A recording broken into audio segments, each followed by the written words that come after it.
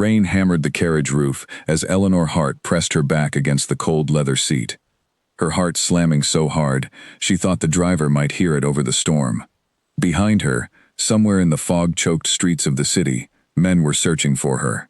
She had left behind a debt she could never pay, a name that had turned into a curse of its own, and a life that had crumbled to ash in a single terrible week. She did not look back. She could not afford to. The carriage rattled to a stop outside a small inn on the edge of town, and Eleanor stepped down into the mud, pulling her worn shawl tighter around her shoulders. It was there, in the dim light of a cracked window, that she first saw her, a portrait, hanging crooked on the inn's wall, of a woman with pale skin, dark hair, and eyes so sharp they seemed to follow her across the room. Underneath the frame, a small brass plate read one name, the Duchess Adelaide Vance. Eleanor stared at the painting for a long time. It was like looking into a mirror that had aged her by 10 years and dressed her in silk instead of rags. The resemblance was not close. It was exact. The same slight tilt of the chin. The same faint shadow beneath the left eye. Even the small scar above her brow, hidden by a curl of hair in the portrait, matched the one Eleanor had carried since childhood. She asked the innkeeper about the woman in the painting, keeping her voice light, curious, harmless. The old man leaned across the counter, lowering his voice, as if the walls themselves might be listening. He told her the Duchess lived alone, in a great house on the hill, a place called Ravensmoor, and that she had not been seen in the village for nearly 3 years. Nobody knew why she hid herself away. Some said illness, some said grief. Others, the ones who crossed themselves when they spoke of her, said the house was cursed, and that every woman who wore the title of Duchess at Ravensmoor met a fate no one cared to speak aloud. Eleanor laughed softly at that, the way anyone laughs at old superstition.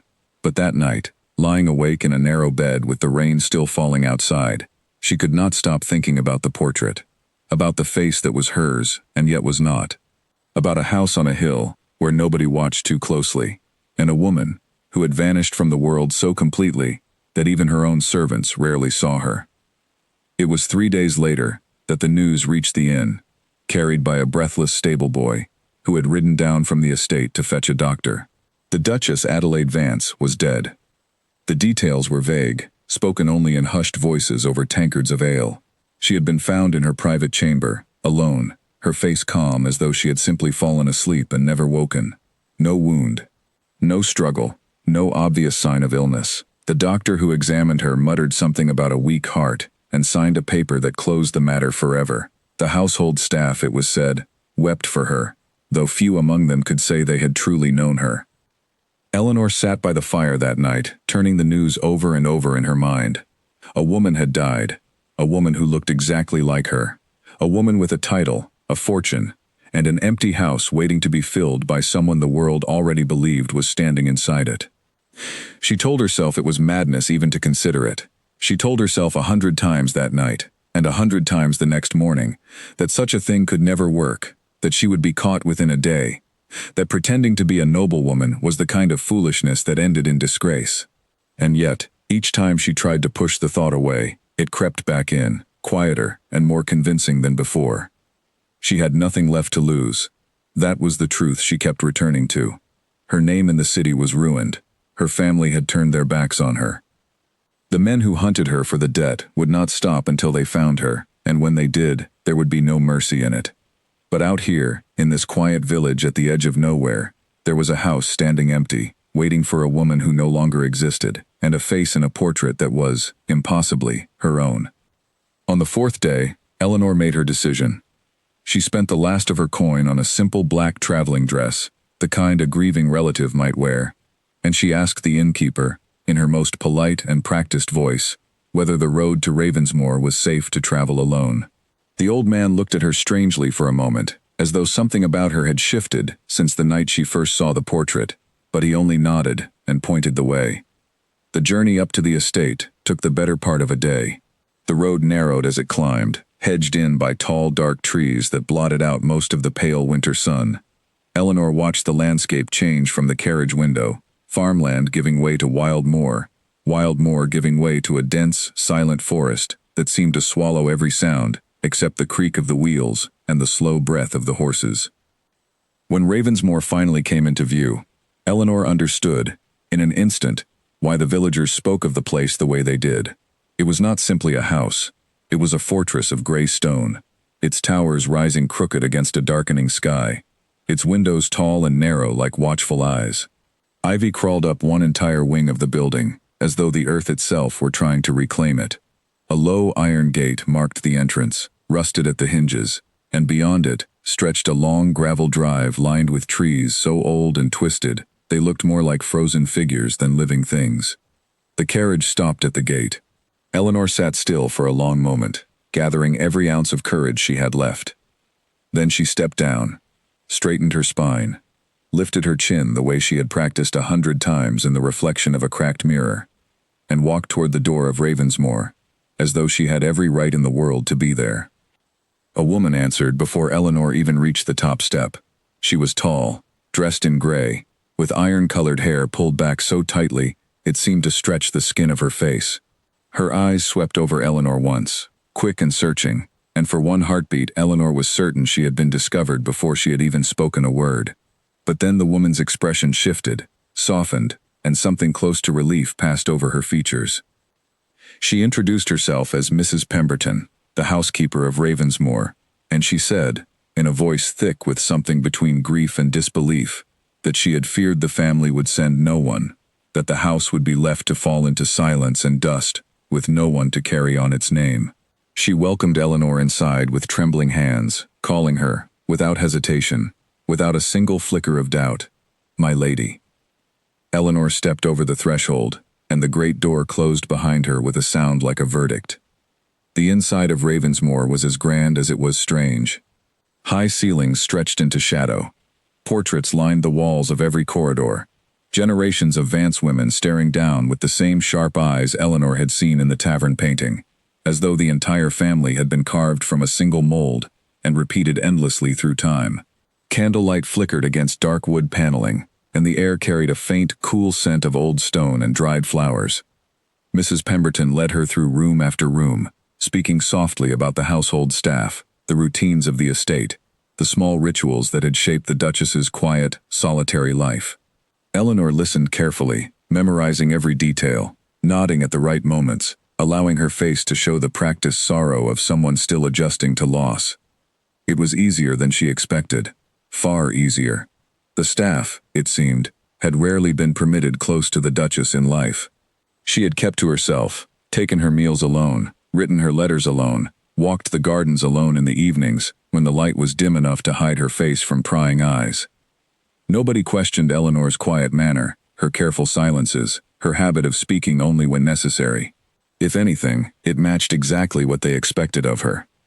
That night, alone in the vast chamber that had once belonged to Adelaide Vance, Eleanor allowed herself, for the first time since the carriage ride out of the city days before, to breathe freely. She sat at the edge of a bed, draped in dark velvet, surrounded by furniture polished to a gleam, and looked at her reflection in a tall standing mirror across the room. The woman staring back at her wore fine silk instead of rags. Her hair had been brushed and pinned by careful hands.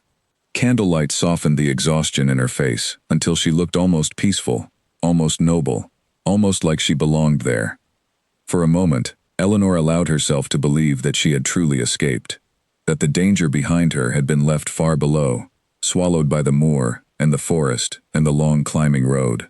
That the house, however strange, however heavy with silence, was simply a house, and the whispers of curses were nothing more than village talk meant to frighten children.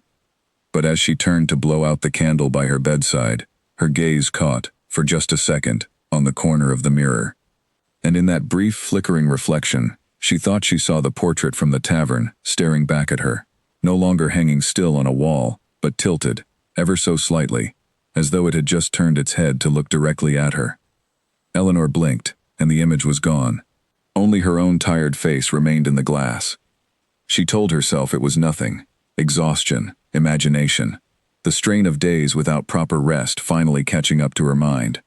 She blew out the candle, pulled the heavy blankets up around her shoulders, and closed her eyes against the darkness of Ravensmoor. Outside her window, the wind moved through the twisted trees lining the drive, and somewhere deep within the old stone walls of the house, a door that had been sealed for years creaked, very softly, as though something inside had just begun to stir. Eleanor did not hear it. She was already asleep, dreaming, for the first time in longer than she could remember, of a life that was not her own. She had no way of knowing that the life she had just stepped into carried a weight far heavier than any debt she had left behind in the city. She had taken a name. She had taken a house. She had taken a fortune, and a title, and a future that did not belong to her. But what Eleanor Hart truly did not understand, not yet, not on that first quiet night beneath the roof of Ravensmoor, was that she had not stolen a life at all.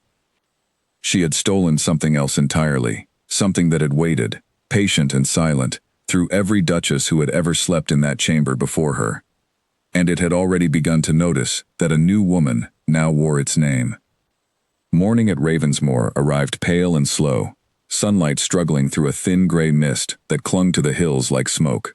Eleanor woke to the sound of a soft knock, and before she could even gather her thoughts, a young maid entered carrying a tray of tea and warm bread. The girl kept her eyes low, her movements quick and practiced, and introduced herself in a hushed voice as Lucy Marsh. Eleanor thanked her, careful to keep her tone even, distant, the way she imagined a duchess might speak to someone so far beneath her station. Lucy curtsied and left without another word, but at the door she paused for just a moment, glancing back over her shoulder, with an expression Eleanor could not quite read. It was not fear exactly. It was something closer to searching, as though the girl were trying to remember a face she had once known, and finding it slightly, impossibly wrong. Eleanor dismissed the feeling as nerves, her own nerves, not the maid's. She rose, dressed in one of the fine gowns laid out for her the night before, and studied herself once more in the tall mirror. The dress fit her perfectly, as though it had been made for her exact shape, which of course it had, only for another woman entirely. She practiced her posture, the slow, deliberate way the Duchess in the portraits seemed to carry herself, shoulders back, chin lifted just slightly, eyes calm and unreadable. By the time she stepped out into the corridor, she felt almost convinced by her own performance. Mrs. Pemberton was waiting for her near the top of the grand staircase, a ring of keys at her waist, and a ledger tucked beneath one arm. She explained, in the brisk, efficient manner of someone accustomed to running a great house alone, that a solicitor had arrived from the city that morning to discuss matters of the estate. Eleanor felt her stomach tighten at the word solicitor, but she kept her face still and nodded, as though such visits were entirely ordinary. The man waiting in the drawing room was tall and thin, with silver hair combed neatly back, and a pair of small round spectacles perched on the end of his nose. He introduced himself as Edgar Whitfield, solicitor to the Vance family for nearly 30 years, and he rose from his chair the moment Eleanor entered, bowing low, with the kind of practiced respect that made her chest ache with guilt she could not afford to show. He spoke first of his sorrow at the sudden passing of the late Duchess, offering condolences in the soft, formal language of a man who had delivered such words many times before. Eleanor thanked him quietly, lowering her gaze in a way that might be mistaken for grief, and allowed him to guide the conversation toward the matters he had truly come to discuss. There were papers to be signed, accounts to be reviewed, tenants on the estate lands who required assurance that their agreements would remain unchanged under the new Duchess. Whitfield spoke as though there were no question at all of who she was, and Eleanor found herself both relieved and unsettled by how easily the world seemed willing to believe her. As he laid the documents across the polished table, Eleanor's eyes fell upon a signature at the bottom of an old letter tucked among the papers, the elegant, looping script of the real Duchess Adelaide Vance. Her stomach dropped. She had not thought, not once, about how she would sign her own name, a name that was not truly her own, in a hand she had never practiced. She picked up the pen slowly, buying herself a moment, by asking Whitfield a question about the estate's tenants, listening to his answer, with far more attention than the words deserved. As he spoke, she studied the looping curve of the letter's signature from the corner of her eye, memorizing the shape of each letter as best she could. When she finally set the pen to the page, her hand trembled only slightly, and the signature that emerged was close enough, she hoped, to pass without suspicion. Whitfield studied the page for a moment longer than felt comfortable. Eleanor's heart hammered in the silence. Then he simply nodded. gathered the papers together, and remarked, almost absently, that grief could change a person's hand as easily as it changed everything else. Eleanor exhaled slowly, careful not to let the relief show on her face. Before he left, Whitfield mentioned, in the same easy tone he had used for everything else, that a distant cousin of the family, a young man named Nathaniel Cole, had written to express his condolences and his hope of calling upon the estate soon. Eleanor asked, as casually as she could manage, who exactly this cousin was, and Whitfield explained that he was the son of a lesser branch of the Vance line, a pleasant enough young man, though the two families had not been especially close in recent years. The name settled into Eleanor's mind like a small stone dropped into still water, sending out quiet ripples of unease. Another person who might know things about the Duchess that Eleanor did not. Another set of eyes that might look at her too closely and see something wrong beneath the surface. After Whitfield departed, Eleanor spent the remainder of the day exploring the house under the careful guidance of Mrs. Pemberton, learning the shape of the rooms, the names of the remaining staff, the small daily rituals that had structured the Duchess's isolated life. She learned that the Duchess had taken her breakfast at exactly the same hour each morning, had walked the eastern gardens in the late afternoon when the light was soft, had rarely received visitors, and had, in her final months, grown increasingly withdrawn, spending long hours alone in a locked study on the second floor. When Eleanor asked, carefully, what the Duchess had done during those long hours alone, Mrs. Pemberton's expression grew tight and guarded. She said only that the Duchess had been writing, though she did not know what, and that the study had remained locked since the day of her death, its key nowhere to be found among the household's belongings. Eleanor filed the detail away, curious, despite the unease it stirred in her chest. A locked room, a missing key, a woman who had spent her final months writing something she wished no one else to see. That evening, Eleanor sat alone in the vast dining hall, the long table stretching before her set for one, candlelight flickering against dark wood and empty chairs, the silence of the house pressed in around her, broken only by the occasional creak of settling stone, or the distant murmur of servants moving through corridors far away. She thought of the life she had left behind in the city, the cramped rooms, the constant fear of a knock at the door, the debt collectors who would have shown her no mercy. Compared to that, this strange, quiet grandeur felt almost like a dream too good to be real. And yet, sitting alone, beneath the watchful eyes of 100 painted ancestors lining the walls, Eleanor could not shake the sense that she was being observed by something far more attentive than portraits should ever be. After dinner, restless and unable to settle, Eleanor found herself wandering the upper corridors of the house, drawn by a curiosity she could not entirely explain. She passed door after door, most standing open to reveal quiet, dust-sheeted rooms, until she reached the far end of the second floor, where a single door stood closed, its brass handle tarnished with age, a faint discoloration around the lock where countless hands must have tried it over the years. This, she realized, must be the study Mrs. Pemberton had spoken of, the locked room, the place where Adelaide Vance had spent her final, solitary months writing whatever it was she had chosen to hide from the world. Eleanor reached out and tried the handle, more out of curiosity than any real expectation that it would move. To her surprise, it turned slightly beneath her fingers, the mechanism catching, resisting, but not entirely fixed in place. She pressed her shoulder gently against the wood, testing its weight, and felt it shift just a fraction, as though the lock had weakened with time, rather than remaining as solid as everyone believed. A sound from further down the corridor made her freeze. Footsteps, slow and deliberate, moving somewhere in the darkness beyond the reach of her candle. Eleanor pulled her hand back from the door at once, her heart pounding, and turned to see Lucy standing several paces away, a lamp raised in one hand, her face pale in its glow. The maid said nothing at first, simply staring at Eleanor, with that same searching expression from the morning, as though trying to reconcile two different faces in her mind. Then, quietly, almost too quietly to hear, Lucy said that no one was permitted near the study, that the old Duchess herself had given strict instructions never to be disturbed there, and that even now, with her gone, the staff preferred to leave the door exactly as it was. Eleanor forced a small, apologetic smile, explaining that she had simply lost her way in the unfamiliar corridors and had not meant to trouble anyone. Lucy accepted the explanation with a slow nod, though her eyes lingered a moment longer than necessary before she turned and led the way back toward the main hall, her lamp casting long, trembling shadows against the stone walls. That night, lying once again in the great chamber that was not truly hers, Eleanor found sleep slow to come. Her mind kept returning to the locked study, to the missing key, to the strange, searching look in Lucy's eyes, and to the quiet, persistent feeling that Ravensmoor held far more secrets than any house had a right to keep.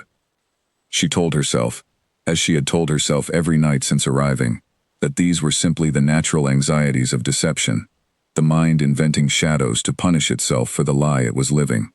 But somewhere beneath that reasonable explanation, a smaller, quieter voice reminded her of the portrait in the tavern that had seemed, for just a moment, to turn its head, of the door that had creaked on its own the night before, of the strange, unshakable sense that the walls of Ravensmoor were not merely watching her, but waiting for something. Waiting, perhaps, for her to open that locked door and finally understand what the real Duchess, Adelaide Vance, had spent her final months trying so desperately to write down. Days at Ravensmoor began to settle into a strange rhythm, one Eleanor found herself both dreading and, in quiet moments, almost enjoying. She rose early, took her breakfast at the same hour the real Duchess once had, walked the eastern gardens in the soft afternoon light, and spent her evenings alone in the great house, learning its silences, the way one learns the breathing patterns of a stranger sharing the same bed. It was on the 5th morning that she first noticed something wrong with the portrait hanging at the top of the grand staircase. She had passed it a dozen times already, without paying it much attention. One more painting among the many, lining the walls of Ravensmoor, a formal likeness of Adelaide Vance, seated in a high-backed chair, her hands folded neatly in her lap, her expression composed and distant. But that morning, as Eleanor climbed the stairs on her way to breakfast, something made her pause. The angle of the painted woman's head seemed different, not dramatically so, nothing anyone else might notice at a glance, but enough that Eleanor stopped mid-step, staring up at the canvas with a growing unease she could not name. She told herself it was simply the light, the way morning sun fell differently through the tall windows and changed the shadows across an old painting. She continued on to breakfast and said nothing to anyone, though she found her appetite had all but disappeared by the time she sat down at the long, empty table. Later that same day, while walking the corridor outside the kitchens, Eleanor overheard two of the younger servants speaking in hushed voices, their words falling silent the moment they noticed her approach. She caught only a fragment before they composed themselves, something about the portrait upstairs, about how it never used to feel like this, about how none of them liked walking past it after dark anymore.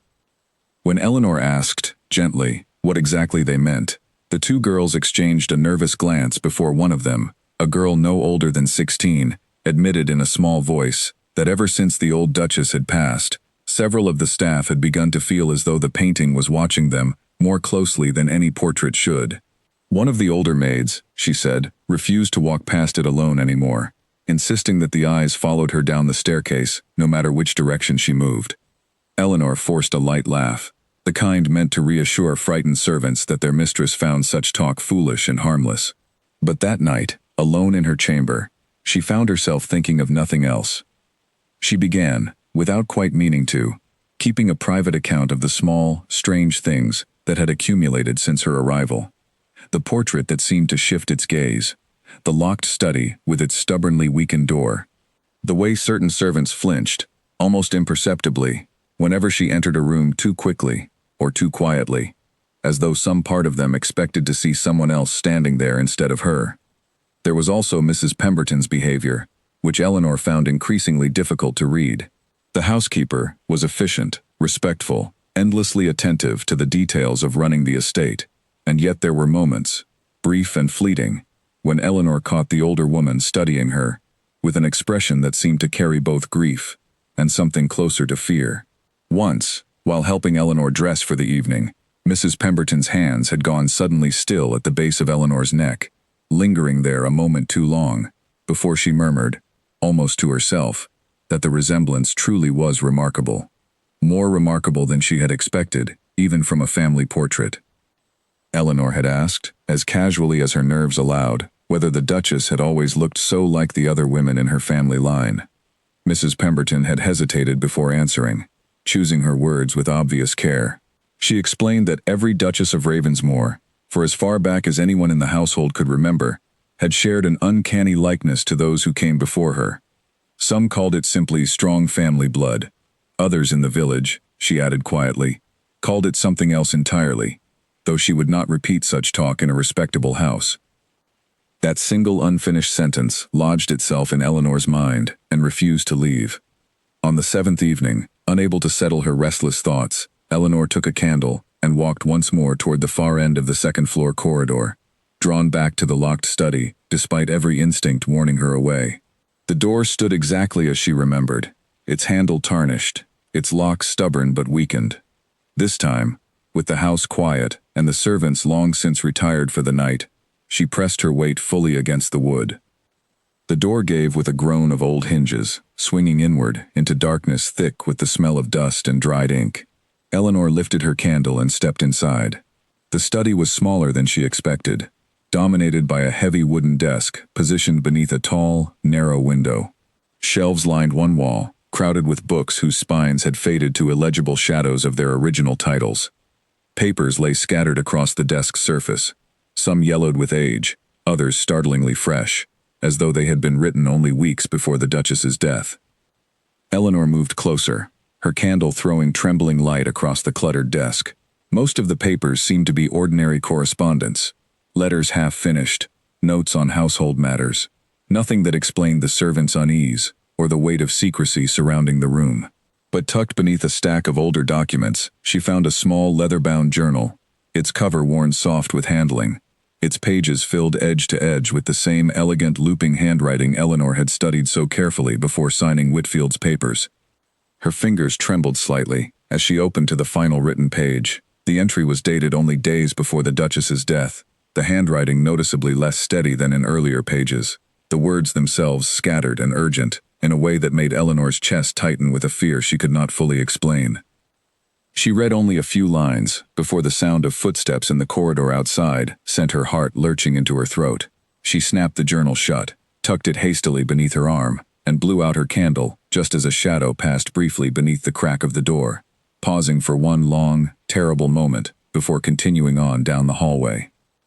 Eleanor stood frozen in the darkness for what felt like an eternity, waiting, listening, until the sound of footsteps faded entirely and silence returned to press against the walls once more. Only then did she allow herself to breathe, slipping quietly from the study, with the journal held tightly against her chest, easing the door closed behind her as gently as she could manage. Back in her own chamber, safely behind a locked door of her own, Eleanor lit a fresh candle and finally allowed herself to read the entry in full. The words on the page described a growing terror, a sense of being watched, not by servants or visitors, but by something far older and far less explainable. Something the previous Duchess referred to only as the family's burden, a presence tied not to the house itself, but to the title she carried, passed down through generations of women who had worn the name Duchess of Ravensmore before finally succumbing to whatever waited quietly behind it. The final lines of the entry, hurried and smudged as though written in haste, spoke of a discovery the Duchess had made too late to act upon, a truth about the family's fortune and the price attached to it that she intended to record fully before it was too late. The entry ended there, mid-sentence, the remaining pages of the journal blank. Eleanor sat motionless for a long time, staring at the unfinished words, the candle burning low beside her. Whatever the real Duchess Adelaide Vance had discovered in her final days, whatever truth she had been racing to record before her death claimed her, it remained locked somewhere just beyond Eleanor's reach, hidden in a house full of watching portraits, weakened locks, and servants who flinched at shadows. For the first time since arriving at Ravensmore, Eleanor found herself wondering, with a chill that had nothing to do with the cold night air, whether the danger she had fled in the city might have been the smaller of the two she now faced. The morning after Eleanor found the journal, she woke with a single purpose fixed firmly in her mind. She needed to understand exactly what the previous Duchess had discovered, and why the truth had frightened her enough to write those final, desperate lines, before her death silenced her entirely. She began, carefully, by asking Mrs. Pemberton questions disguised as simple curiosity about the family's history, framing them as the natural interest of a woman now responsible for carrying the Vance name forward. Mrs. Pemberton answered readily enough at first, speaking of the family's long history in the region, the wealth built generations earlier through trade and land, the fine reputation the Vance name had once held throughout the county. But when Eleanor asked, gently, why so many of the Duchesses before Adelaide seemed to have lived such short, solitary lives, Mrs. Pemberton's easy manner cooled at once. She busied herself with folding linens that did not need folding, and after a long pause, admitted only that misfortune had followed the family for longer than anyone now living could properly explain. Eleanor pressed, careful to keep her tone light, curious rather than desperate. She asked what kind of misfortune, and whether it was true, as she had heard whispered in the village before her arrival, that the house itself carried some manner of curse. Mrs. Pemberton's hands stilled completely at that. For a long moment she said nothing, staring down at the linens, as though the answer might be found somewhere in their careful folds. Finally, in a voice barely above a whisper, she said that she did not believe in curses, not truly, but that she had served this family for over 20 years, and had watched too many young, healthy women, wearing the title of Duchess, grow pale, and withdrawn within a few short years, only to be found gone far too soon, always quietly, always without clear explanation. She named them, slowly, as though reciting a list she had long tried to forget. The Duchess before Adelaide had died of a sudden illness at only 30 years of age. The one before that had vanished entirely during a winter storm, never found, though searchers combed the moor for weeks. Further back still, the records grew vaguer, but the pattern, Mrs. Pemberton admitted reluctantly, remained the same. Marriage into the family. A few years of quiet life at Ravensmoor. Then illness, disappearance, or sudden death, always before the woman reached middle age. Eleanor felt a cold weight settle in her stomach as she listened. She thought of the journal entry she had read the night before, of the previous Duchess's frantic words about a burden tied not to the house but to the title itself, passed down through every woman who had ever worn it. She asked Mrs. Pemberton, as carefully as she could manage without betraying the fear creeping into her own voice, whether anyone had ever tried to discover the true cause behind such a pattern. Mrs. Pemberton shook her head slowly, explaining that the family had always preferred silence to scandal, that questions of curses and misfortune were the kind of talk that ruined reputations and frightened away suitable marriages, and that generations of Vance solicitors and physicians had signed off on natural causes rather than risk the family name being dragged through gossip and superstition. That afternoon, restless and unable to settle into any of her usual routines, Eleanor walked down into the village alone, drawn by a need to hear the story from someone with no loyalty to protect the family's reputation. She found the village much as she remembered from her first arrival, small and quiet, its narrow streets lined with modest stone cottages, smoke curling from chimneys against a gray autumn sky. It was an elderly shopkeeper who first mentioned the name Agnes Blackwood, an old woman who lived alone at the edge of the village, and who was said to know more about the history of Ravensmoor than anyone else still living.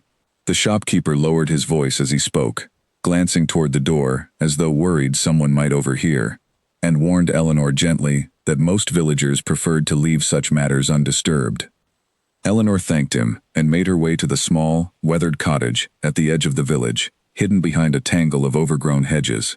She knocked twice before the door creaked open to reveal a tiny, stooped woman with sharp, clear eyes that seemed entirely too alert for someone so advanced in years.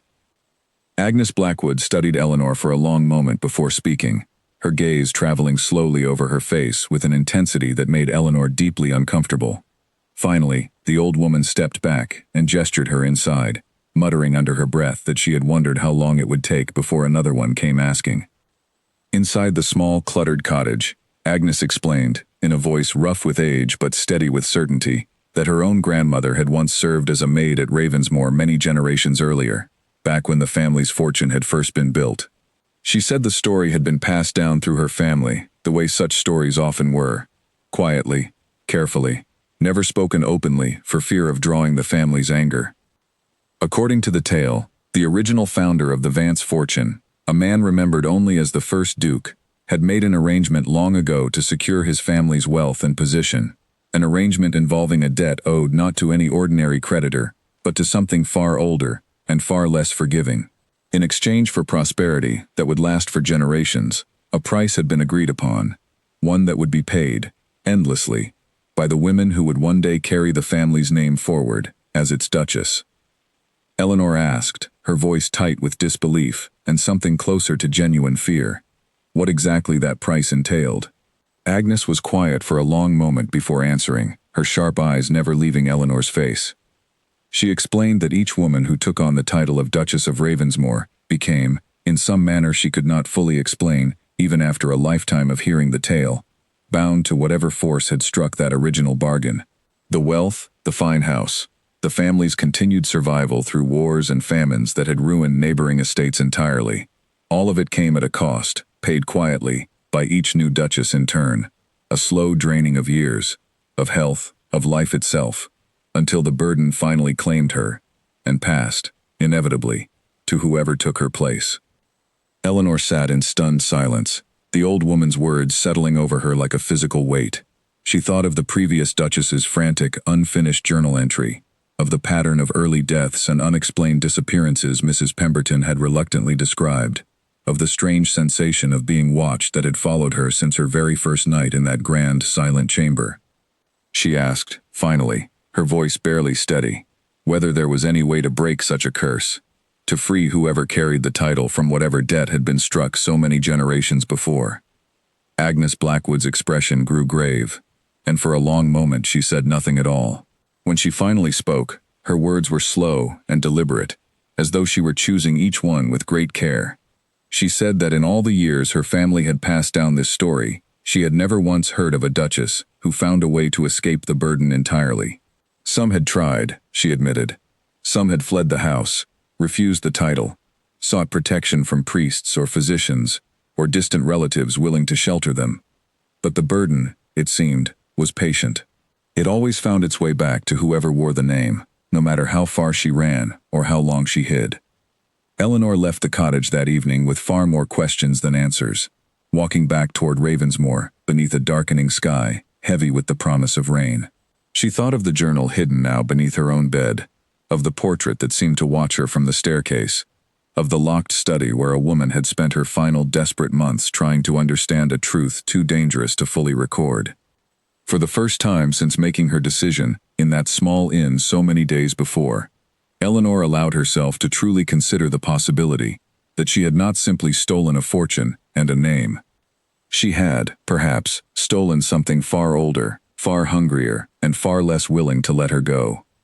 Nathaniel Cole arrived at Ravensmoor on a bright, crisp morning that felt almost out of place against the gray weight the house had carried since Eleanor's arrival. He came on horseback, unannounced beyond the brief letter Whitfield had mentioned weeks before, and Eleanor watched from an upstairs window as he dismounted in the courtyard below, tall and fair-haired, moving with the easy confidence of a man entirely comfortable in his own skin. She had expected, given everything Agnes Blackwood had told her, to feel only suspicion toward any member of the extended Vance family who came calling. Yet there was something disarming about Nathaniel's manner from the very first moment they met in the drawing room, a warmth in his expression that seemed entirely genuine, a gentleness in the way he spoke of his condolences that made Eleanor's carefully guarded composure waver slightly despite herself. He explained, settling into the chair across from her with the easy familiarity of someone who had visited the house many times before, that his branch of the family had grown distant from Ravensmoor over the years, more through circumstance than any real quarrel. His mother, he said, had been a cousin to the late Duke, and though their two households had rarely crossed paths in recent years, he had always felt a quiet fondness for the estate and its history. Eleanor listened carefully, searching his words for anything that might reveal knowledge of the family's darker history, but Nathaniel spoke only of pleasant childhood memories, of summers spent exploring the grounds as a boy, of a friendship with the late Duchess herself that had faded gently over the years, rather than ending in any dramatic falling out. When he asked, gently, how she had been managing since taking on such a heavy responsibility so suddenly, Eleanor found herself surprised by how easily the practiced grief in her voice seemed to soften into something almost real. She admitted, choosing her words with care, that the house felt larger and quieter than she had expected, that she still found herself learning its many small routines, and that the weight of the title sat heavier on her shoulders than she had anticipated. Nathaniel's expression grew thoughtful at that, and for a moment, Eleanor thought she saw something flicker behind his eyes, a shadow of concern that seemed to reach beyond simple politeness. He said, carefully, that Ravensmoor had always struck him as a house that asked a great deal of the women who lived within it, and he hoped, sincerely, that she would find more comfort there than some of her predecessors had. The comment lodged itself in Eleanor's mind long after he had gone, another small thread pulling at the larger, darker pattern she had begun piecing together since her conversation with Agnes Blackwood. Over the following weeks, Nathaniel returned to Ravensmoor with increasing frequency, his visits growing longer each time, his manner toward Eleanor growing warmer and more familiar with every meeting. He brought small gifts on occasion, a book of poetry he thought she might enjoy, fresh flowers cut from his own family's garden, and each visit carried the easy, comfortable rhythm of a courtship, neither of them named aloud, but both seemed to understand was slowly taking shape. Eleanor found herself, despite every warning instinct urging caution, genuinely enjoying his company. There was an ease to their conversations that reminded her, painfully, of the ordinary life she had once imagined for herself, before debt and desperation had driven her from the city. For the first time since arriving at Ravensmoor, she allowed herself brief moments of forgetting entirely who she truly was. Moments where she felt simply like a woman being courted gently by a kind and attentive man. But even as her guard softened toward Nathaniel himself, Eleanor's suspicion toward the broader Cole family only grew. During one afternoon walk through the eastern gardens, she asked him, as lightly as she could manage, about his own family's history, curious whether the Cole branch had ever experienced misfortunes similar to those that seemed to follow the main Vance line so persistently. Nathaniel's easy expression flickered, just briefly, before he answered. He admitted, after a pause that lasted a beat too long, that his own grandmother had married into the Vance family generations back, before eventually separating the two branches entirely, and that there had always been quiet talk within his own household of misfortunes, best left undiscussed. He did not elaborate further, and Eleanor, sensing the sudden tension in his posture, chose not to press the matter that day. It was Lucy, of all people, who first voiced open concern about the growing courtship. One evening, while helping Eleanor prepare for a dinner with Nathaniel, the young maid hesitated over the buttons of Eleanor's gown, her expression troubled in the mirror's reflection. When Eleanor asked gently what was wrong, Lucy admitted, in a voice barely above a whisper, that she did not think it wise for the new Duchess to grow too close to any member of the Cole family, however pleasant Master Nathaniel seemed. She explained, choosing her words carefully, that old stories among the household staff spoke of the Cole branch having once benefited greatly from an old family arrangement, one tied closely to the very same history that had cursed the main Vance line with such short, tragic generations. Eleanor pressed further, and Lucy, though clearly reluctant, finally admitted what she had heard whispered among the older servants over the years. The story claimed that the original bargain struck by the first Duke had not benefited the Vance family alone. A portion of that same dark prosperity, it was said, had been quietly diverted to a separate branch of the family entirely, the branch that would one day become the Coles, in exchange for a role in maintaining the arrangement across each new generation. Eleanor felt a chill settle over her at the implication buried within Lucy's careful words. If the story were true, it meant Nathaniel's family had not simply witnessed the pattern of misfortune afflicting each new Duchess of Ravensmoor from a distance. It meant they had, in some way she could not yet fully understand, played a role in ensuring the arrangement continued. That night, unable to sleep, Eleanor found herself staring up at the dark canopy above her bed, turning over every warm smile and gentle word Nathaniel had offered her since his first visit, searching for some hidden motive beneath the kindness. Was his courtship genuine, born from real affection rather than any obligation tied to his family's history? Or was there something more calculated behind his attention, some role he had been raised to play in a bargain far older and darker than either of them fully understood? She thought, too, of her own precarious position within this tangled history. She was not truly the Duchess. She had not been born into this burden, had not inherited it through blood or marriage the way every woman before her seemingly had.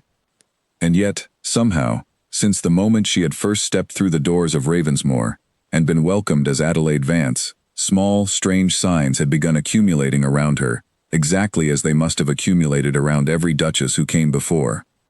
If the burden truly attached itself to whoever wore the title, rather than to any particular bloodline, then perhaps her deception had not spared her from the family's ancient debt at all. Perhaps, by stepping so willingly into a dead woman's name, Eleanor had simply opened the door and invited that same patient, hungry burden to recognize a new face wearing its mask.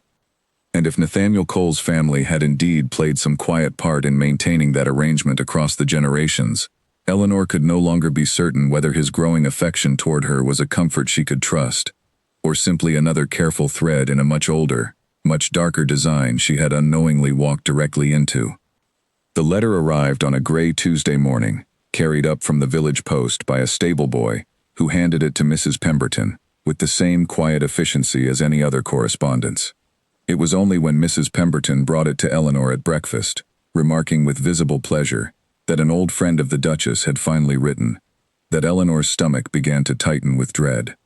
The letter was signed by a woman named Margaret Ellery, who identified herself as having grown up alongside Adelaide Vance from childhood, the two of them close as sisters until distance and circumstance had separated them in recent years.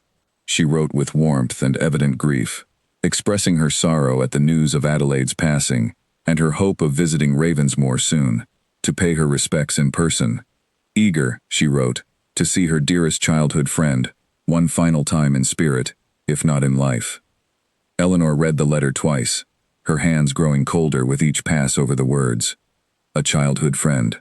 Someone who had known the real Adelaide Vance not as a distant, formal Duchess, but as a living, breathing girl, familiar with details no household ledger or family portrait could ever teach a stranger stepping into her place. She wrote back with careful, practiced warmth, welcoming the visit, while quietly praying that circumstance might delay it indefinitely. But Margaret Ellery arrived less than 2 weeks later, her carriage pulling into the courtyard on a cold, bright afternoon, and Eleanor found herself descending the staircase to greet a woman whose sharp, searching eyes unsettled her from the very first moment their gazes met.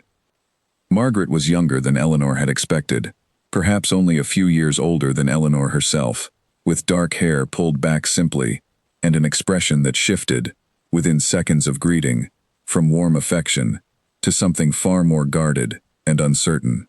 She embraced Eleanor briefly, murmuring words of shared grief, but as she pulled back, her eyes lingered on Eleanor's face, with an intensity that made the practiced composure Eleanor had built over the past weeks suddenly feel dangerously thin.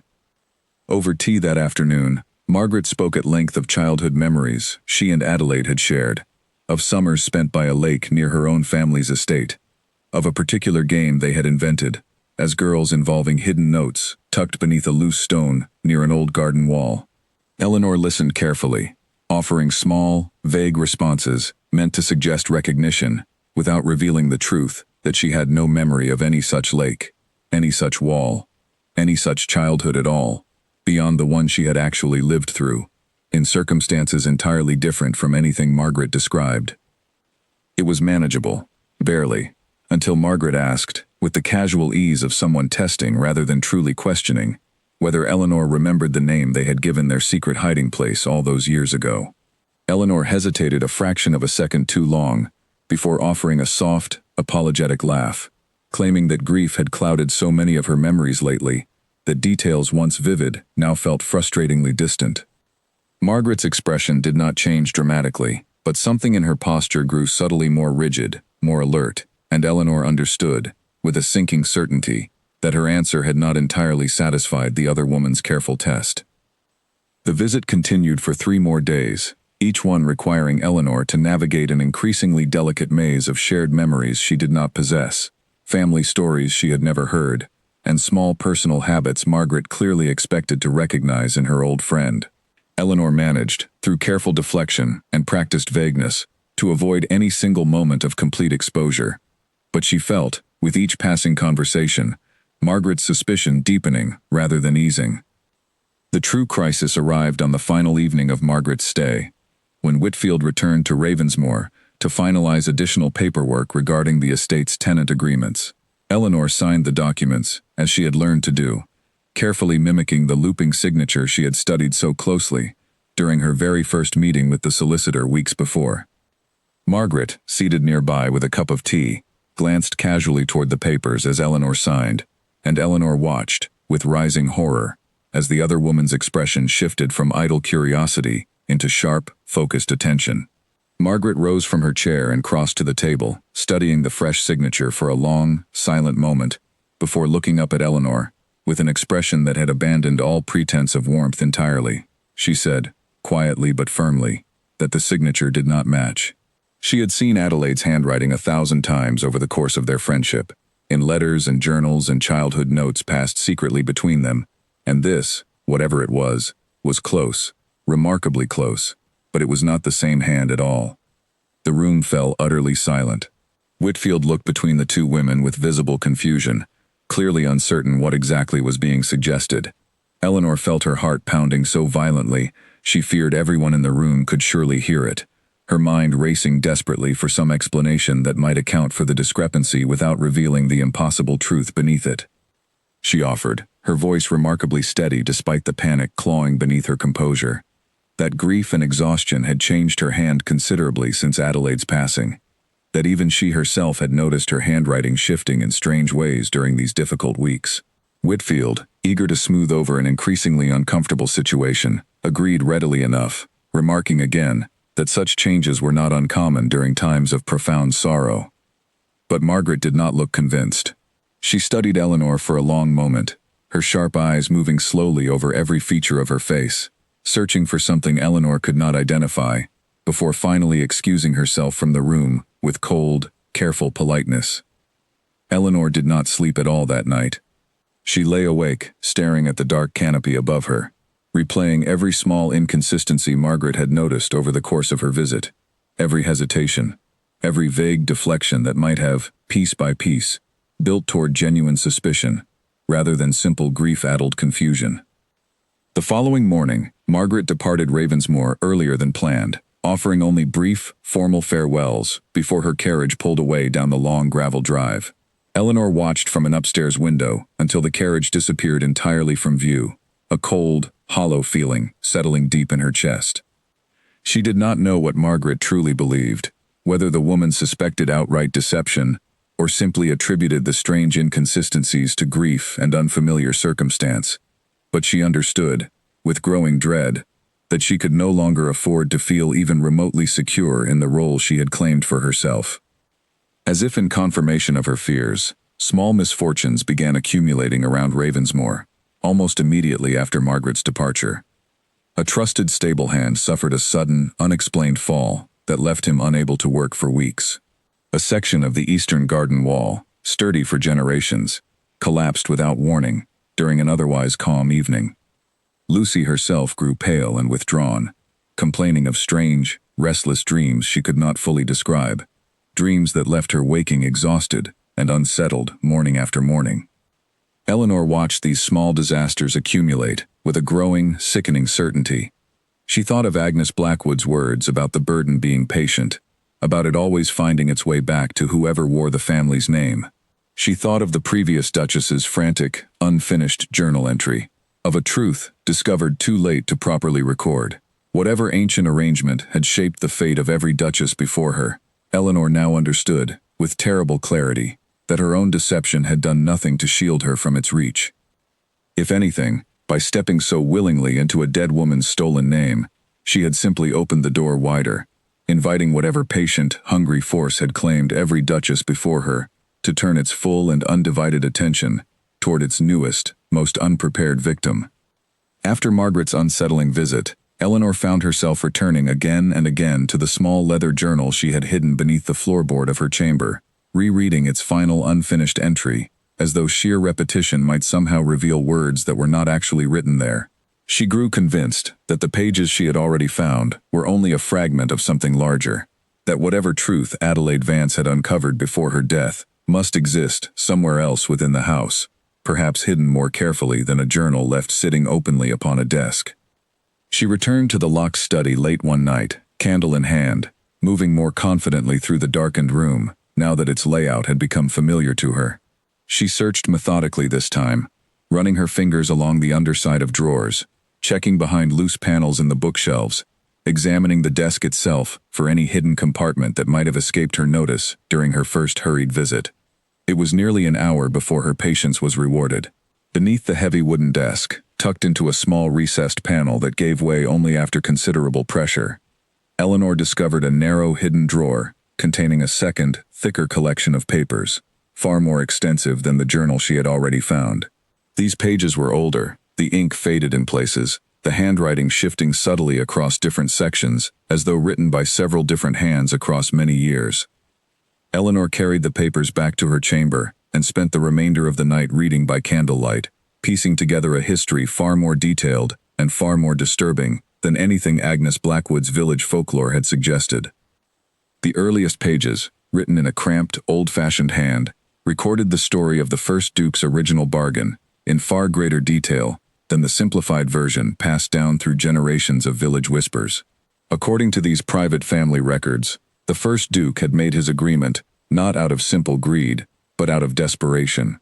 His family's fortune already collapsed, his lands seized by creditors, his household facing complete ruin during a particularly brutal famine that had swept the region generations earlier. The bargain he struck, recorded here, in careful, deliberate detail, promised his family lasting prosperity across every generation that followed, provided the household continued to honor a specific condition, tied not to wealth directly, but to the women who would carry his family name forward as its Duchess. Each new Duchess, the records explained, would carry within her a portion of whatever force had granted the original bargain its power, sustaining the family's fortune through her own vitality, until that vitality was fully spent, at which point the burden would pass naturally to whoever took her place. Later pages, written across several different generations by different hands, documented each Duchess's growing awareness of this burden as her own health and vitality began to fade, often accompanied by increasingly desperate attempts to understand or escape the arrangement entirely.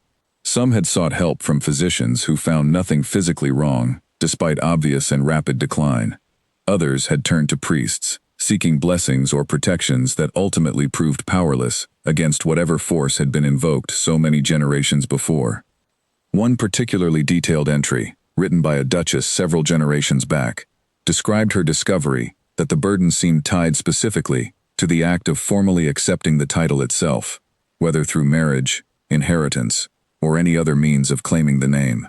She had theorized, in careful, methodical handwriting, that the arrangement recognized not bloodline specifically, but rather the formal claiming of the identity itself, suggesting that anyone who fully assumed the role of Duchess of Ravensmoor might find themselves equally bound to its ancient price. Eleanor's hands trembled as she read this particular passage. It confirmed, in the family's own private records, the very fear that had haunted her since her conversation with Agnes Blackwood. She had not needed to be born into the Vance bloodline to inherit its curse. She had needed only to claim its name as fully and completely as she had. The final section of papers, written in Adelaide's own familiar, looping hand, picked up where the earlier generations had left off, describing her own growing awareness of strange fatigue, of vivid, unsettling dreams, of a persistent sense of being watched that had begun almost immediately after her marriage into the family years earlier. She wrote of consulting these very family records in secret, piecing together the same disturbing history Eleanor now held before her, growing increasingly desperate as her own health began to fail, despite no physician finding any clear cause. The most chilling entry, dated only weeks before her death, described Adelaide's final desperate plan. She had discovered, through careful study of the older family records, a possible method of severing the arrangement entirely, though the details remained frustratingly incomplete, referencing a ritual or confession that needed to occur before witnesses, involving a full and public renouncement of the title itself, though the exact requirements had been torn away, the page ending in a jagged, incomplete edge, as though deliberately removed. Eleanor searched frantically through the remaining papers, hoping desperately to find the missing page elsewhere among the collection, but it was nowhere to be found. Whatever specific method Adelaide had discovered for breaking the curse had been removed from the family's records entirely, either by Adelaide herself, for reasons Eleanor could not guess, or by someone else who wished to ensure the burden continued uninterrupted. The final entry in Adelaide's own hand, written only days before her death, contained no mention of illness or physical decline at all. Instead, it described a growing certainty that someone within her own household, or extended family, had learned of her efforts to escape the arrangement, and had taken deliberate steps to prevent her from succeeding, though she named no specific suspect, only expressing a growing, desperate fear that she was running out of time to act before it was too late. Eleanor sat back from the papers, her candle burned low, her mind reeling with implications she could barely process. The physician had ruled Adelaide's death natural, a simple weak heart, claiming a woman already worn thin by grief and isolation. But these final words suggested something far more deliberate, a woman who believed, in her final days, that she was being actively prevented from breaking free of a burden that had already claimed so many women before her. If someone within the household or the extended family had indeed interfered with Adelaide's efforts to escape the curse, that same person, whoever they were, remained present in Eleanor's life even now. Perhaps it was someone she had already met and trusted. Perhaps it was someone still watching her every move with the same patient, calculating attention that had once been turned toward Adelaide Vance. Eleanor thought immediately of Nathaniel, whose family, according to Lucy's careful whispers, had benefited from maintaining the very arrangement Adelaide had sought so desperately to break. She thought of Margaret, whose sharp, searching suspicion had unsettled her from their very first meeting. She thought even of Mrs. Pemberton, whose loyalty to the family's reputation seemed, at times, to run deeper than simple duty required. Whoever had interfered with Adelaide's efforts to escape her fate, Eleanor understood now, with cold, unwavering clarity, that she faced not only an ancient, hungry curse slowly draining her own vitality with each passing week, but also, somewhere within the walls of Ravensmoor, or beyond them, a living, breathing person, determined to ensure that burden never truly ended. She was no longer simply an imposter hiding behind a stolen name. She had become, without ever intending it, the newest target in a far older and far more dangerous game, one where the true rules remained hidden from her entirely, and where at least one player, unknown and unseen, seemed determined to make certain she never found her way out. The fatigue crept up on Eleanor slowly at first, so gradually that she almost mistook it for the natural exhaustion of sleepless nights spent poring over hidden family papers by candlelight. But as the days passed, the tiredness deepened into something else entirely, a heaviness in her limbs that no amount of rest seemed able to touch, a faint, persistent ache behind her eyes that lingered from the moment she woke until long after she retired each night. She noticed, too, a strange coldness that had begun settling into her hands and feet, regardless of how close she sat to the fire, and on more than one occasion, catching her reflection unexpectedly in a darkened window or polished silver tray, she thought her own face looked paler than she remembered, the shadows beneath her eyes, deeper and more pronounced than mere lack of sleep could explain. She told herself, as she had told herself so many times since arriving at Ravensmoor, that these were simply the natural effects of stress and fear, finally catching up to her body. But deep down, in the quiet places, she tried hardest not to examine too closely. Eleanor understood exactly what was happening. The burden Agnes Blackwood had described, the slow draining of vitality that had claimed every Duchess before her, had begun its work on her as well, exactly as the family's hidden records had warned it would, for anyone who fully claimed the title. The misfortunes around her, too, seemed to be accelerating, growing sharper and more frequent with each passing week. Lucy suffered a serious fall down the servants' back staircase one gray afternoon, tumbling several steps before catching herself against the wall, badly spraining her wrist and bruising her side severely enough that she was confined to bed rest for over a week. The physician who examined her found nothing unusual about the injury itself, attributing it simply to a loose stair tread that had gone unnoticed. But Eleanor could not shake the growing suspicion that the timing of such an accident, occurring so soon after Margaret's suspicious visit, was no mere coincidence. Then came the fire. It began late one night in the estate's eastern wing, an older, largely unused section of the house that had, according to Mrs. Pemberton, remained closed off for years, even before the previous Duchess's death. Eleanor woke to shouts echoing through the corridors and the distant, acrid smell of smoke curling beneath her chamber door. By the time she reached the eastern wing, alongside several frantic servants, flames had already consumed a significant portion of an old sitting room, the fire spreading with unnatural speed through wood and fabric that should have taken far longer to catch. The household staff worked desperately through the night, forming a chain to pass buckets of water from the courtyard well, and by dawn, they had managed to contain the blaze before it could spread further into the rest of the house. But the eastern wing itself was left badly damaged, several rooms reduced to blackened ruin, and no one among the staff could offer any clear explanation for how the fire had started in a section of the house that had remained locked and unused for so long. Eleanor stood amid the smoldering wreckage that morning, exhausted and shaken, and found herself remembering, with a chill that had nothing to do with the cold morning air, that the eastern wing had once housed the private chambers of an earlier Duchess, one of the women listed in Mrs. Pemberton's grim recitation of the family's tragic history, a woman who had reportedly grown increasingly withdrawn and fearful in her final months before her own unexplained death generations earlier. It was as though the house itself, or whatever force moved quietly through its ancient stones, had grown restless, its patience thinning, as Eleanor continued searching for ways to understand, and perhaps escape, the very burden it had already begun placing upon her. Nathaniel's sudden illness followed only days after the fire, striking with a speed and severity that left Eleanor genuinely frightened for him despite her earlier uncertainty about his true motives. He had been in perfect health during his most recent visit, cheerful and attentive as always, and yet within a single week he fell gravely ill, with a fever that no physician summoned from the surrounding villages could properly diagnose or treat. Eleanor rode to his family's estate herself, upon hearing the news, arriving to find him pale and weak in his bed, his usually warm expression clouded with confusion and pain. He recognized her when she entered, managing a faint, tired smile, and murmured, in a voice barely above a whisper, that he feared something was wrong, beyond ordinary illness, that his dreams, since falling ill, had been filled with visions of Ravensmoor itself, of dark corridors, and locked doors, and a woman's voice calling out words he could not quite understand.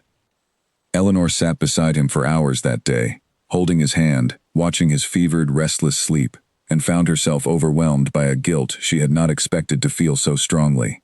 Whatever role his family may have played in maintaining the ancient arrangement across the generations, Nathaniel himself seemed entirely innocent of any deliberate wrongdoing, a genuine, kind man, now suffering, perhaps, simply for the crime of growing close to whoever wore the cursed title of Duchess of Ravensmoor. Returning to Ravensmoor that evening, exhausted and heartsick, Eleanor finally allowed herself to fully accept the truth she had been avoiding since first reading Adelaide's frantic, unfinished journal entry weeks before. She was not merely an imposter risking exposure and disgrace. She was a woman slowly being consumed by an ancient, hungry burden that had already claimed the lives and health of everyone who came too close to her, exactly as it had claimed every duchess and everyone connected to her before. Standing once again before the tall mirror in her chamber, Eleanor studied her own reflection, with a clarity she had avoided until now. The paleness in her face was undeniable. The shadows beneath her eyes had deepened considerably in just the past few weeks. She looked, she realized with a sinking heart, remarkably similar to the exhausted, hollow expression captured in some of the later family portraits lining the staircase, the faces of duchesses who had worn the title in its final years, before their own untimely deaths claimed them entirely. She thought of Lucy's painful fall, of the fire that had consumed the eastern wing with such unnatural speed, of Nathaniel's sudden, inexplicable illness, and felt a fresh wave of fear settle over her, sharper and more urgent than anything she had experienced since her very first night in this house. The burden was not simply draining her own vitality slowly over time. It was actively reaching outward now, touching everyone who came close enough to matter to her, as though her continued resistance, her refusal to simply accept her fate the way so many duchesses before her apparently had, was provoking a response far more aggressive than patient, quiet decline. Eleanor understood, with growing desperation, that she could not simply continue searching for answers at her own pace any longer. Whatever force had claimed this house, and everyone who wore its duchess's name across so many generations, was growing impatient, and with each passing day, she failed to find a way to break its hold. The price paid by those around her seemed only to grow steeper. She needed to find Adelaide's missing page, the torn, incomplete instructions for whatever ritual or confession might finally sever the arrangement entirely. And she needed to find it soon, before the burden's growing hunger claimed someone she could not bear to lose, or before it finally, inevitably, claimed her as well. Eleanor returned to Agnes Blackwood's small cottage at the edge of the village early the following morning, arriving before the mist had fully lifted from the surrounding hills.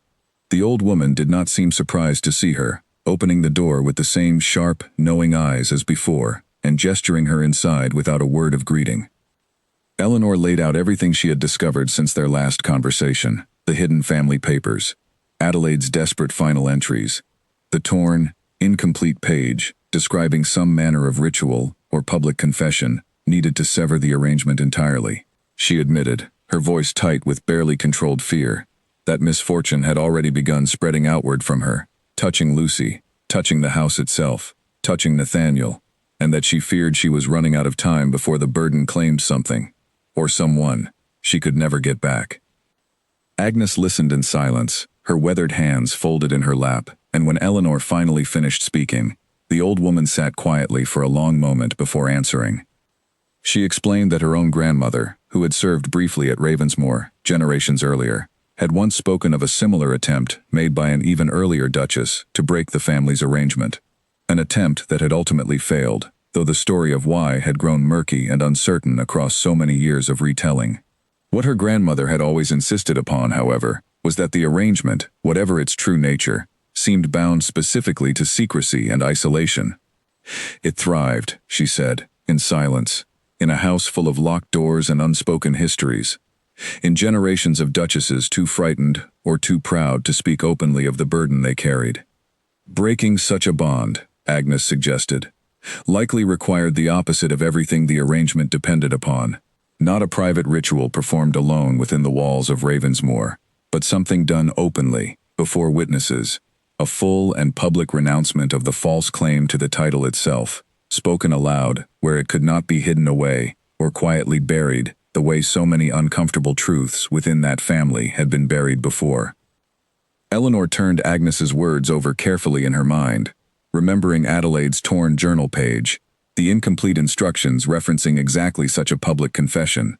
It matched precisely what the old woman now suggested, confirming that Adelaide had likely discovered the very same truth before her death had prevented her from acting on it. She asked Agnes, her voice trembling slightly, whether such a confession would truly be enough on its own, or whether some additional condition might be required to make the renouncement complete. Agnes considered this for a long moment before admitting, honestly, that she did not know for certain, that the details had grown too uncertain across so many generations of quiet, careful silence, but that the courage required to speak such truth openly, before family and household alike, seemed itself to be the very thing the arrangement depended upon preventing.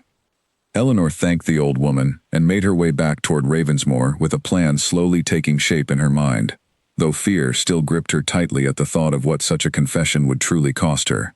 To renounce her false claim to the title publicly meant revealing, before the entire household and any family members present, that she was not Adelaide Vance at all, that she had knowingly stepped into a dead woman's identity and claimed her fortune, her house, and her name as her own. Such a confession would mean the certain end of everything she had gained since that first desperate night in the small village inn. It would mean the loss of the estate, the fortune, the comfortable, secure life she had built for herself within Ravensmoor's walls. It would likely mean facing serious consequences for her deception, consequences she had fled the city specifically to avoid in the first place.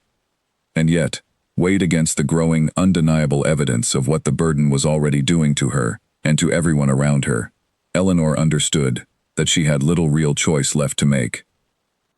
Before she could act on her plan, however, a discovery awaited her, back at Ravensmoor, that changed everything she thought she understood about who might be working against her.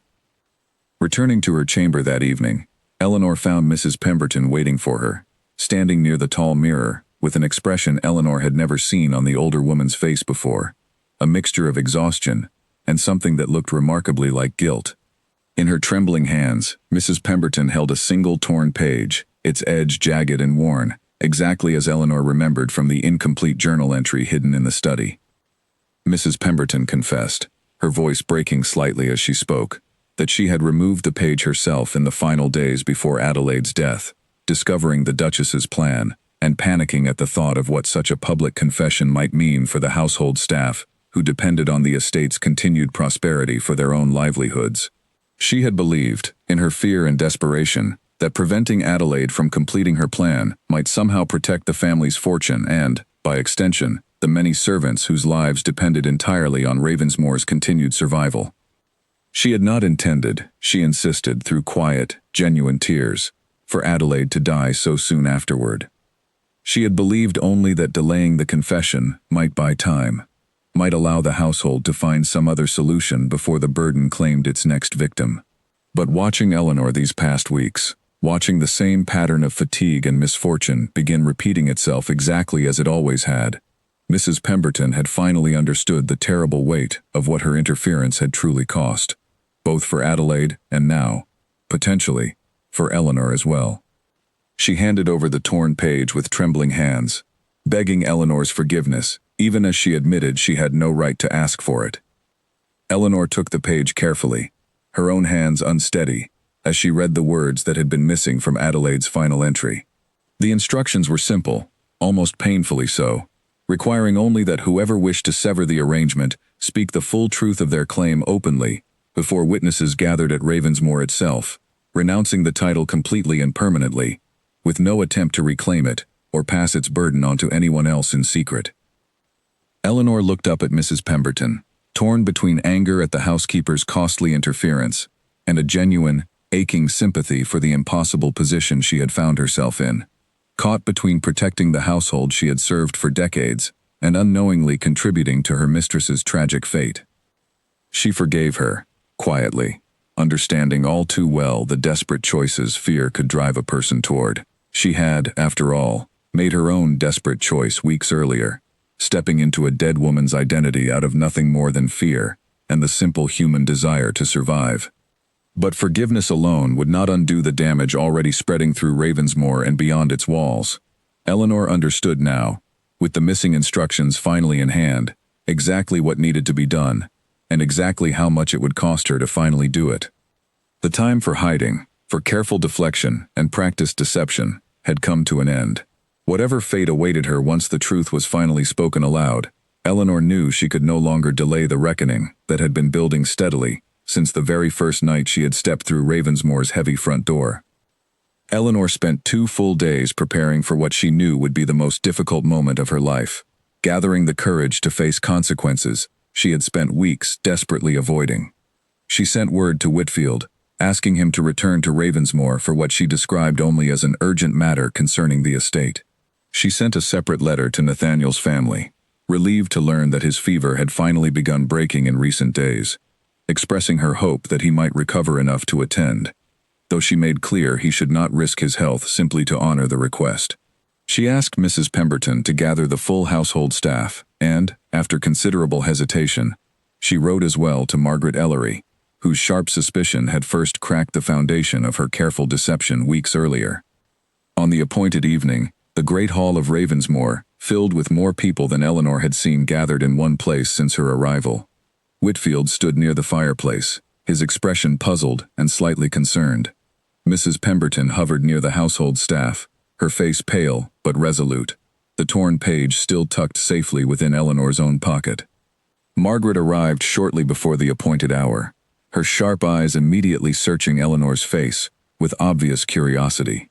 And to Eleanor's quiet relief, Nathaniel arrived as well, thinner and paler than before, but steady on his feet, supported gently by a servant as he took a seat near the back of the hall. Eleanor stood at the front of the great hall, beneath the tall windows where pale evening light filtered through in long, fading beams, and felt her heart pounding as fiercely as it had on that very first night she had climbed the estate's front steps and knocked on Ravensmoor's heavy door. She began speaking before her courage could fail her entirely. She told them the truth, all of it. She explained who she truly was, a woman named Eleanor Hart, not Adelaide Vance, a woman who had fled the city under the weight of crushing debt and desperate circumstance, who had discovered, entirely by chance, an uncanny resemblance to a duchess she had never met, and who had made the decision, in a moment of fear and desperation, to claim a dead woman's identity as her own, rather than face the consequences of her own ruined life. A ripple of shock passed through the gathered household as she spoke, gasps and murmurs rising from servants who had called her my lady for weeks, without ever suspecting the truth beneath the familiar face. Whitfield's expression shifted from confusion to genuine alarm, his hand rising instinctively toward papers he had signed weeks earlier under an assumed name. Margaret's sharp eyes narrowed, though something in her expression suggested more vindication than true surprise, as though her earlier suspicions had finally found their confirmation. Eleanor continued, her voice growing steadier despite the fear still gripping her chest, explaining everything she had discovered since that first night. The strange portrait, the locked study, Adelaide's frantic final journal entries, the ancient bargain struck generations earlier by the family's founding duke, and the terrible burden passed down ever since to whichever woman claimed the title of Duchess of Ravensmore. She spoke of the pattern of tragic, early deaths that had claimed so many duchesses before her, of Agnes Blackwood's careful, patient explanation of the arrangement's true nature, of Mrs. Pemberton's desperate, misguided attempt to protect the household by removing the very instructions that might have saved Adelaide's life. She watched Mrs. Pemberton's face crumple with fresh grief and shame as the full household finally learned the truth of what had happened in those final desperate weeks before their true mistress's death. Finally, Eleanor spoke of the growing misfortune she had witnessed since claiming the title herself, Lucy's painful fall, the fire that had consumed the eastern wing, Nathaniel's sudden and inexplicable illness, all of it, she now firmly believed, connected directly to the ancient burden reaching outward from her own borrowed identity, toward everyone who had come close enough to matter to her. The great hall fell into stunned, heavy silence as Eleanor finished speaking. She reached into her pocket and withdrew Adelaide's torn journal page, holding it before the gathered witnesses as proof of everything she had described. Then, with her voice steady and clear, despite the tears finally beginning to fall freely down her face, Eleanor spoke the words the torn page had instructed, renouncing fully and permanently any claim to the title of Duchess of Ravensmore, declaring before every witness gathered that she was not, and had never truly been, Adelaide Vance, and that whatever burden had been carried by that name across so many generations would find no further vessel in her. For a long moment, nothing happened at all. The hall remained silent, the gathered witnesses staring at Eleanor, with expressions ranging from shock to sympathy to lingering suspicion. Eleanor felt a flicker of despair rising within her chest, wondering desperately whether the ritual had failed entirely, whether Mrs. Pemberton's interference so many weeks before had somehow permanently damaged whatever fragile chance at breaking the arrangement had once existed. But then, slowly, Eleanor became aware of a change settling over her, subtle at first, then unmistakable. The persistent, heavy fatigue that had weighed down her limbs for weeks began, gradually, to lift. The faint, constant ache behind her eyes eased into nothing. Warmth returned slowly to her cold hands, spreading gently up through her arms, like sunlight finally breaking through a long, gray winter. Across the hall, Nathaniel straightened in his seat, color returning visibly to his previously pale cheeks, his breathing steadying into something far healthier than it had been in weeks. Whitfield glanced toward him in surprise, and even Mrs. Pemberton, watching closely from her place among the household staff, pressed a trembling hand to her mouth as she witnessed the sudden, undeniable change taking hold. Whatever ancient force had bound itself to the name of Duchess of Ravensmore across so many generations, it seemed, had finally released its hold, unable to maintain its grip once its claim had been so completely and publicly renounced before witnesses who could not simply be quieted or ignored the way earlier attempts had been. In the weeks that followed, Eleanor faced the full consequences of her deception with the same quiet courage she had summoned that final evening in the great hall. Whitfield, though initially furious at having been so thoroughly deceived, ultimately chose, after long consideration, not to pursue formal charges, recognizing that no true harm had come to the family's actual heirs, distant as they were, and that Eleanor's public confession had, if anything, finally freed the family from a burden that had quietly destroyed so many of its women across countless generations. She left Ravensmore with nothing beyond the simple clothes she had arrived in so many weeks before, the fortune and title she had briefly claimed returning fully to the distant Vance relatives who held rightful claim to it. But she left too, with something she had not possessed since fleeing the city so many months earlier. Genuine freedom, unburdened by debt, by deception, or by any ancient, hungry curse patiently waiting to claim her life. Nathaniel found her some months later, having fully recovered his health, and having spent the intervening time quietly searching for word of where she had gone. He found her living simply, in a small village some distance from Ravensmoor, working honestly for the first time in longer than she could remember. And though their reunion carried the natural awkwardness of two people, uncertain how much of their earlier connection had been real, something warm and genuine slowly began rebuilding itself between them. Free now of ancient curses, borrowed identities, and the terrible weight of secrets too dangerous to speak aloud. Eleanor Hart never wore the name Adelaide Vance again. She had learned, through fear, deception, and the slow, patient unraveling of an ancient family's darkest secret, that the life she had once envied from a distance had never truly been a gift at all, but a burden carefully disguised as fortune, waiting silently through generations for someone desperate enough to claim it as her own. She had thought, on that very first rain-soaked night so many months before, that she was stealing a dead woman's life. In the end, she understood. She had only ever been given the chance to finally set it free.